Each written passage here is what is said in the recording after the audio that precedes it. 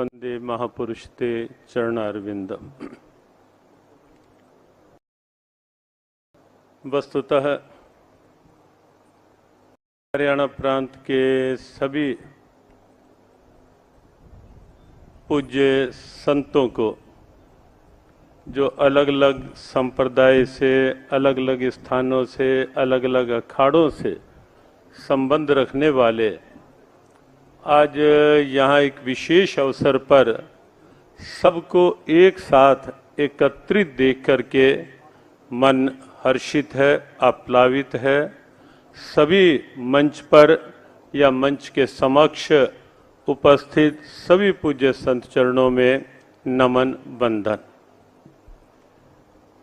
जैसा माननीय दिनेश जी ने कहा कि प्रारंभ में एक चर्चा हुई कि 17 अक्टूबर को शपथ ग्रहण के दिन सब संतों को आमंत्रित किया जाए वहाँ, लेकिन ये निर्णय निश्चित एक अच्छा निर्णय रहा कि जब उन्होंने ये कहा कि वहाँ भीड़ में पहुँच पाना, क्योंकि बहुत प्रोटोकॉल, प्रधानमंत्री जी और देश भर के कई वरिष्ठ जन, तो संतों का वो सम्मान संभवतः ना हो पाए, इसलिए एक अलग से कार्यक्रम जहाँ सभी पूज्य संत आ पाएँ और सबका आशीर्वाद जो सरकार के नए कार्यकाल के संचालन के प्रारंभ में मिले, तो आज का ये एक वंदनीय कार्यक्रम यहाँ आयोजित किया गया।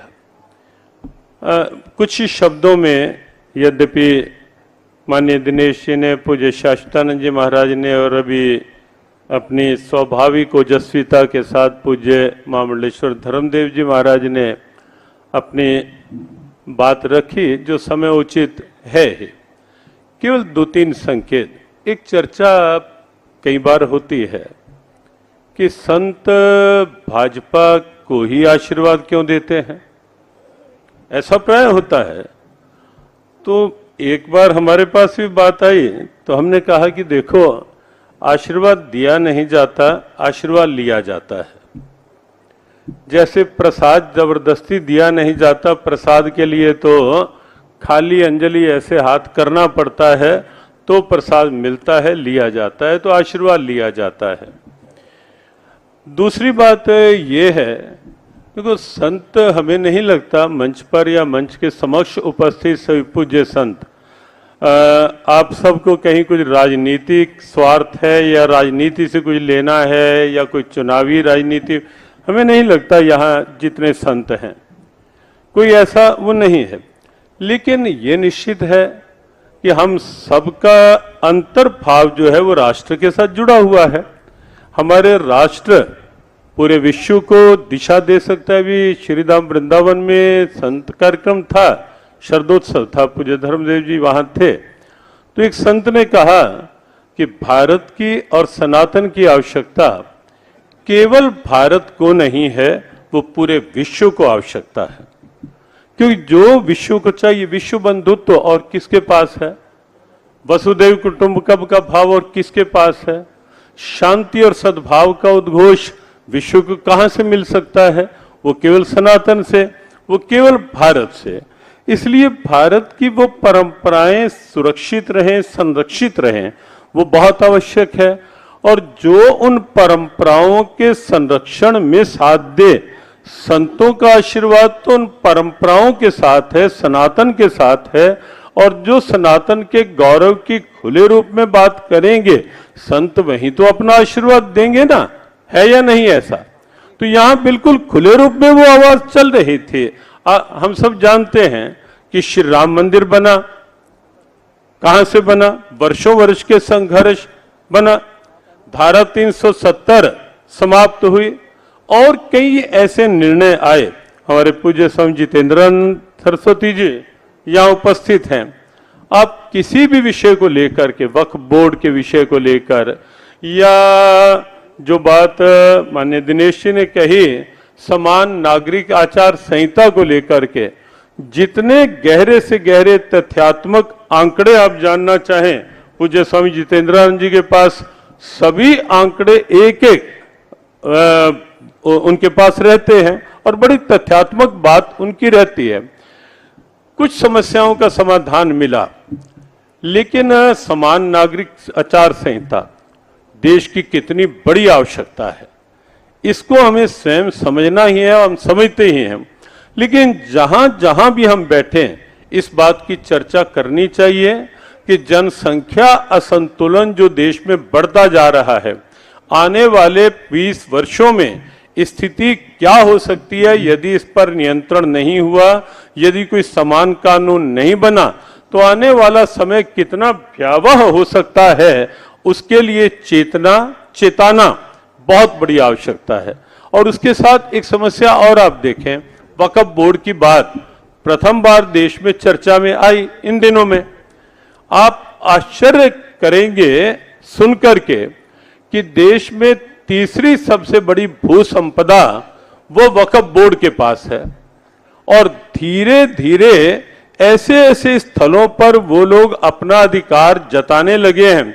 दिल्ली के एयरपोर्ट पर अपना अधिकार जताना प्रारंभ कर दिया उन्होंने, यहां तक कि संसद भवन के कागज खोज रहे हैं और ये सिद्ध करने के प्रयास में है कि संसद भवन पर भी कहीं ना कहीं हमारा अधिकार सिद्ध होगा। और वो प्रयास इस ढंग के दुस्साहस देश में हो रहे हैं। कौन लगाम लगाएगा, कौन समाधान करेगा?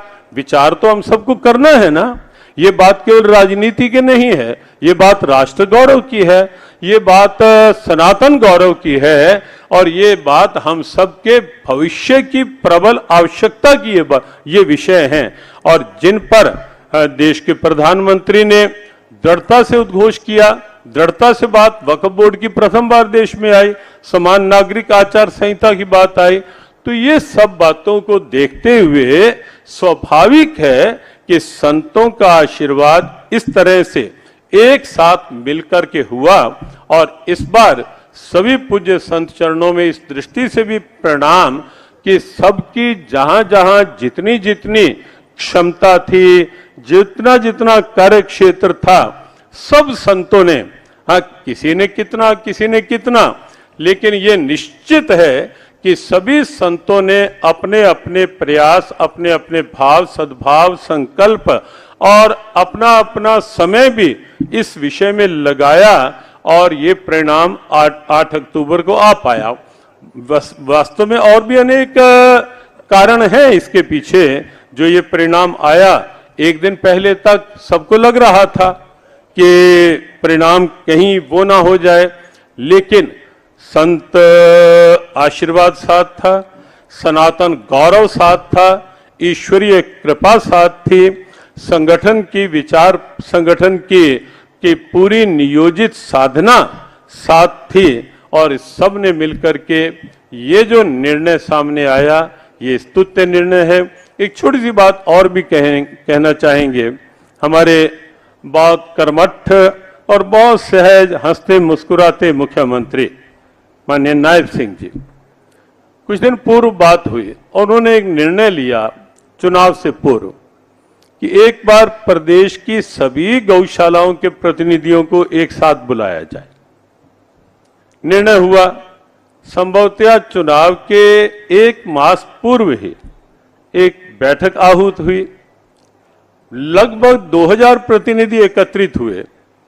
इतने खुले मन से गौ माता के संरक्षण संवर्धन के लिए इतनी खुली घोषणाएं वहां हुई, तो हमें लगता है वह भी एक कारण बना कि गौ माता की कृपा आशीर्वाद भी इसमें साथ जुड़ा, और गौ माता के माध्यम से समस्त देवी देवताओं की अनुकूलता भी इसके साथ जुड़ी। तो हमें पूर्ण विश्वास है कि वर्तमान सरकार पूरी तरह से उन्हीं अपने संकल्पों को, भगवत गीता को लेकर जिस प्रकार से अंतर्राष्ट्रीय गीता महोत्सव की गूंज, क्योंकि हरियाणा गीता की धरा है, हरि आए हरि की धरा है, उस संदेश को भी हरियाणा सरकार ने खुले मन से, आपको बताएं कि 2014-15 से पहले गीता जयंती पे कुरुक्षेत्र के हमारे अनेक पूज्य संत या मंच पर समक्ष भी वंशीपुरी जी महाराज और अनेक संत यहाँ उपस्थित हैं, सब जानते हैं कि 2014 से पूर्व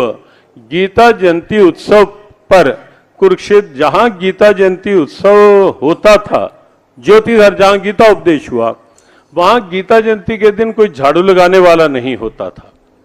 जब हम कभी जाते थे, वहां का वट वृक्ष लगभग समाप्त होने के कगार पर आ गया था।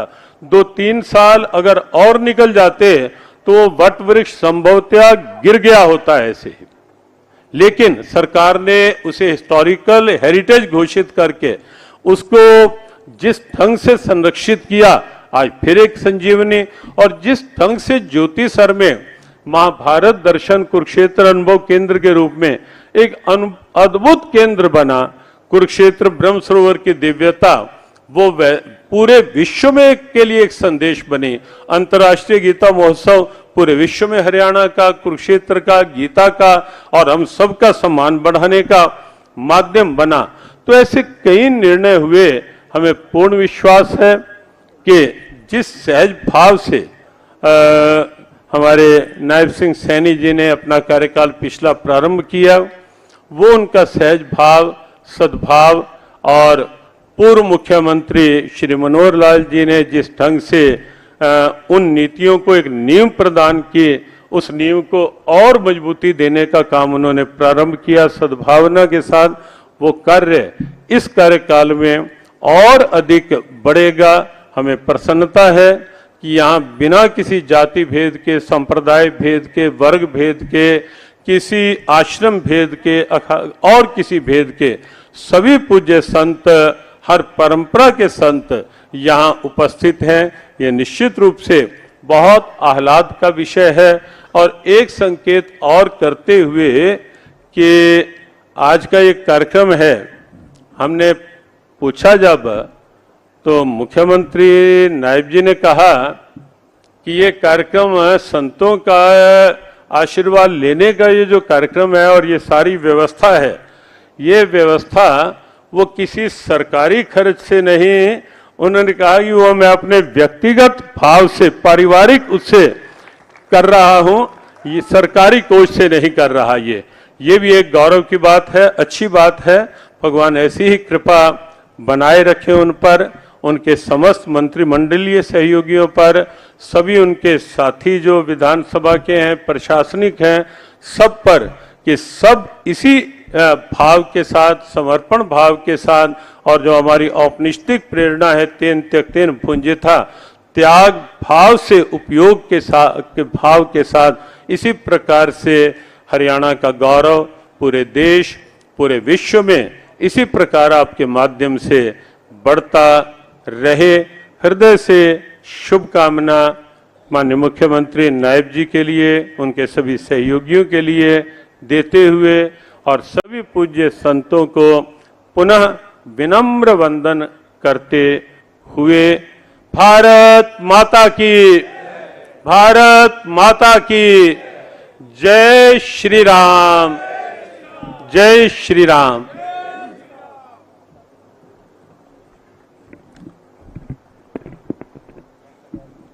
हमारे यशस्वी मुख्यमंत्री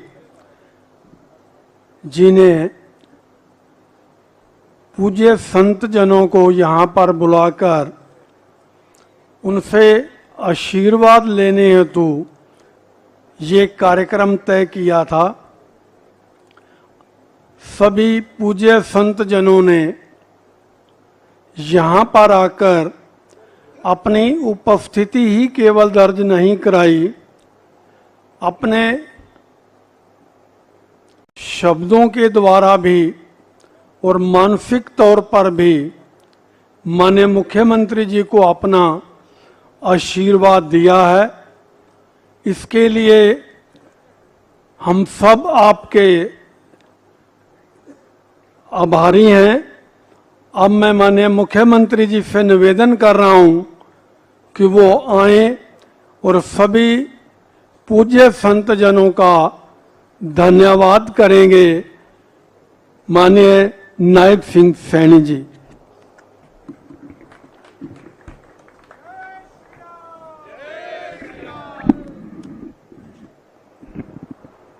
परम श्रद्धेय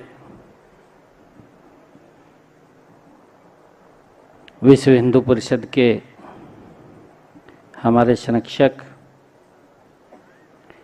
माननीय दिनेश जी, हम सबको आशीर्वाद दिया। परम श्रद्धेय स्वामी ज्ञानानंद जी महाराज,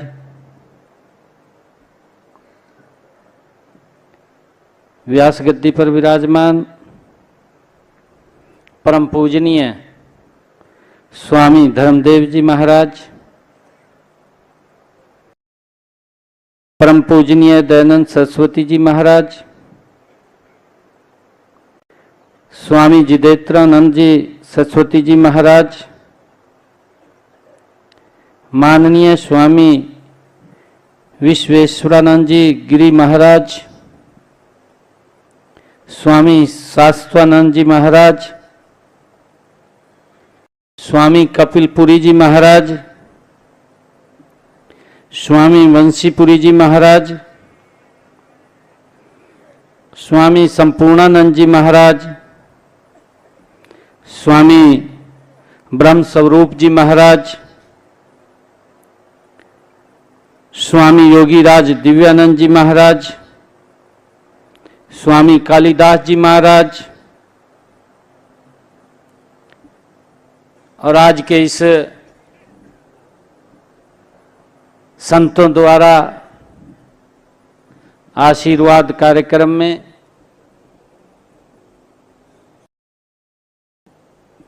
व्यास गद्दी पर विराजमान सभी श्रद्धेय स्वामी जी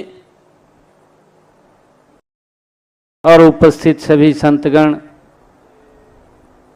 सबसे पहले दोनों हाथ जोड़ करके आप सबको प्रणाम करता हूं, दिल से धन्यवाद करता हूं।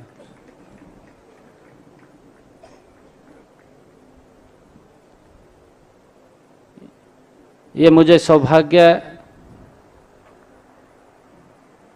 आज मिला है और इस सौभाग्य के बदले में मुझे हरियाणा प्रदेश के 2,80,00,000 लोगों के लिए आप लोगों का आशीर्वाद मिल रहा है।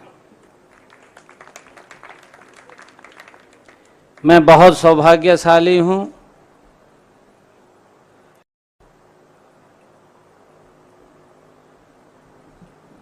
क्योंकि सरकार का धर्म और राजनीति उसका एक संबंध है।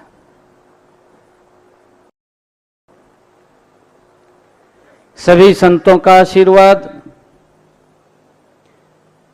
कि मेरा ये देश, मेरा ये हरियाणा,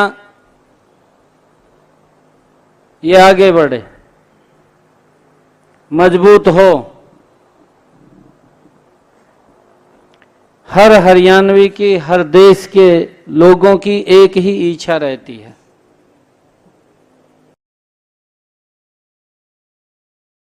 पिछले 10 वर्षों के अंदर अगर मैं देखता हूं,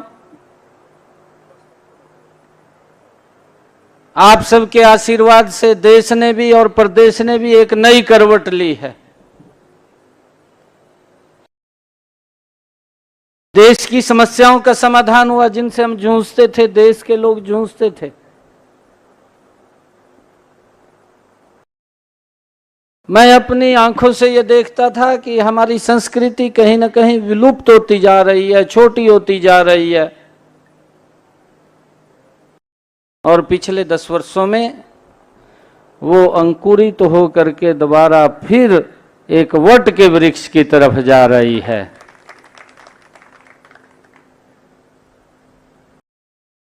ये आशीर्वाद आप लोगों का ही है। मैंने कहा है कि मैं सौभाग्यशाली हूं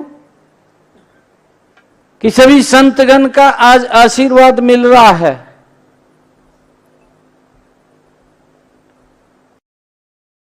क्योंकि मंच के ऊपर इतने हमारे बड़े महान संत बैठे हैं, जिनका मार्गदर्शन, जिनका आशीर्वाद हमें समय समय के ऊपर मिलता है।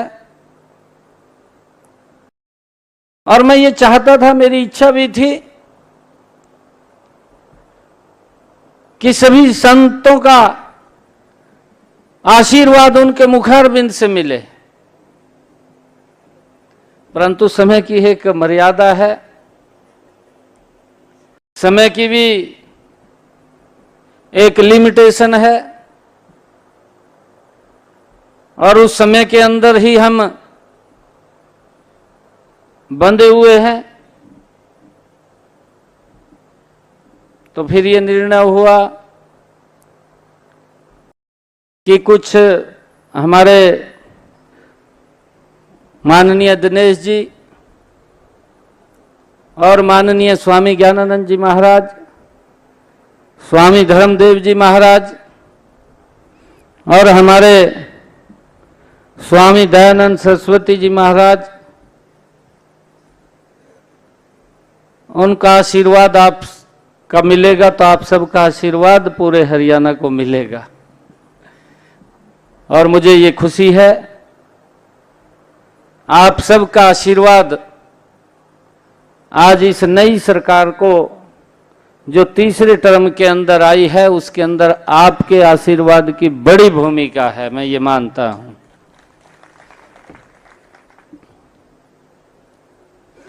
और जो ये आशीर्वाद आज मुझे मिला है, हरियाणा के लोगों को मिला है,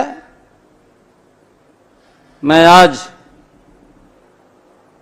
आप सबके इस आशीर्वाद से आदरणीय मोदी जी के साथ मिलकर के हरियाणा को तीव्र गति से आगे बढ़ाने का मैं दिन रात काम करूंगा।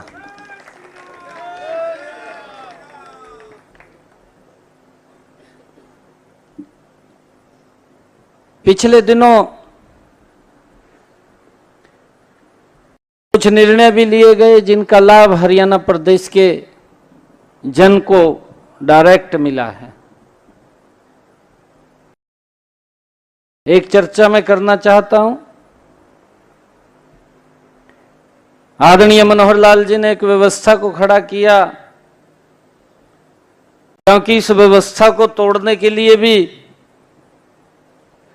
बड़ा जिगरा चाहिए था, परंतु एक संकल्प लेकर के उसमें आप सबकी आशीर्वाद की वो ताकत थी, वो शक्ति थी कि संकल्प लेकर के उस काम को आगे बढ़ाया, और उसका परिणाम ऐसा निकल करके आया कि सरकार ने जब सप्तग्रहण था उससे पहले हरियाणा प्रदेश के गरीब परिवारों के 25,000 बच्चों को बिना पर्ची खर्ची के उनको सरकार की नौकरी के अंदर लगाया गया। हरियाणा प्रदेश के लोगों के बीच में एक बड़ा मैसेज इस बात का गया कि ये सरकार ये राजनीति के लिए काम नहीं करती है, ये सरकार इस प्रदेश के हित के लिए काम करती है। हमने जो कहा था उसको पूरा किया था, नहीं तो क्योंकि वोट आ गया था, 25,000 बच्चों का रिजल्ट हमने कहा कि पहले निकलेगा, तो वो पहले ही निकला। और इस बात को हरियाणा प्रदेश के लोगों ने स्वीकार किया कि भारतीय जनता पार्टी वोट के लिए नहीं, व्यवस्था के लिए काम करती है, और उसको हमने ये सिद्ध करके दिखाया है। और इन व्यवस्थाओं का जिक्र भी हुआ, आदरणीय धर्मदेव जी ने किया है,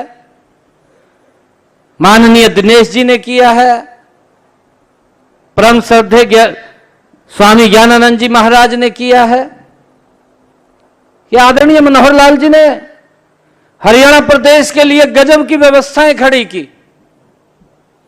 मुझे तो विरासत में मिली है, और इनको जो विरासत के मिली है, मैं आप सबके आशीर्वाद से आज जो आशीर्वाद मिला है, वो ताकत मुझे आज आपने दी है, मैं इसको और गति से आगे बढ़ाने का काम करूंगा। आज आप सब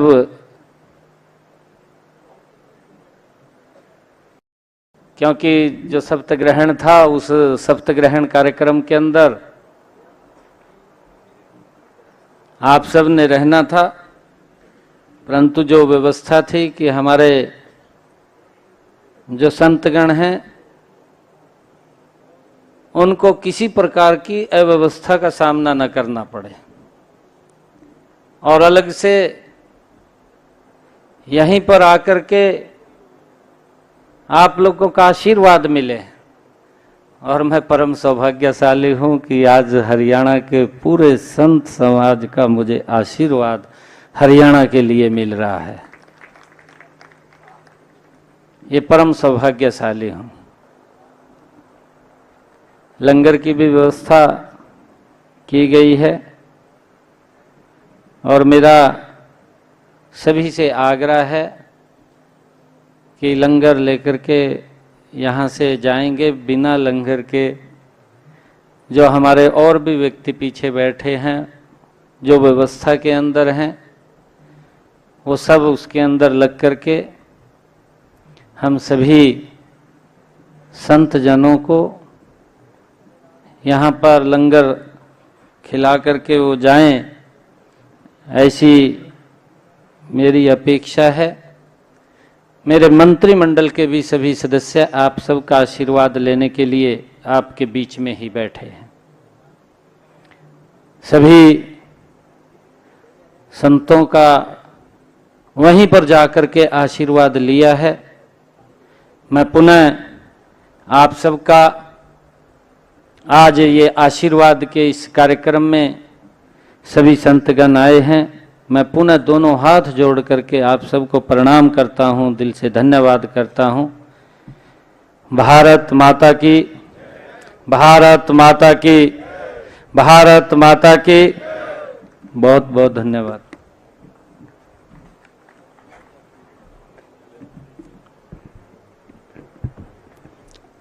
सभी से अनुरोध है कि पूज्य संत जनों के लिए जहाँ पर अभी यज्ञ हो रहा था वहाँ पर व्यवस्था की गई है और हमारे जो मीडिया के साथी हैं उनके लिए हमने हरियाणा निवास के अंदर भोजन की व्यवस्था की है। और माननीय पूजनीय संत जनों के साथ जो और सहयोगी आए हैं उनकी व्यवस्था भोजन की हमने यहीं पर की हुई है। तो इसलिए आप सभी से निवेदन है कि सभी भोजन लेकर जाएंगे।